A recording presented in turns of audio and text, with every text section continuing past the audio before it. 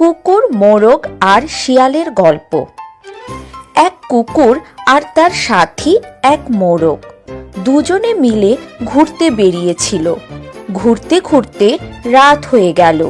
তখন তারা আশ্রয়ের জন্য ঘন বনের মধ্যে চলে এলো। মোরগ চড়ে বসলো এক গাছের অনেক উঁচু একটি ডালে, আর কুকুর সেই গাছের নিচে তার বিছানা পেতে নিল। ভোর হলো, যেমন সে রোজ করে। মোরগ ডেকে উঠল কোকরোক কোক করে। সেই আওয়াজ শুনে এক শিয়ালের মনে হলো, সকালের নাস্তাটা যদি আজ মোরগের মাংসে সেরে ফেলা যায় তাহলে খাসা হয়।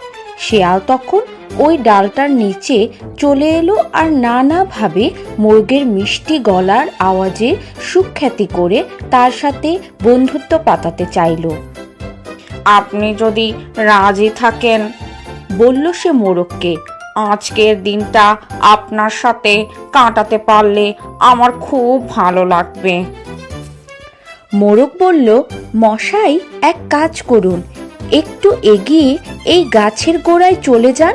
আমার মালপত্র যে টানে সে ওইখানে ঘুমিয়ে আছে, তাকে ডেকে তোলেন, সে আপনাকে এখানে আসার জন্য দরজা খুলে দেবে।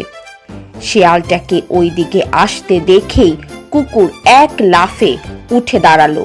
কুকুর এক লাফ দিয়ে উঠল আর শিয়ালকে তাড়া করে চলল। শিক্ষা: অন্যদের যারা ফাঁদে ফেলতে চায়, প্রায়ই তারা নিজেরাই নিজেদের ফাঁদে পড়ে যায়।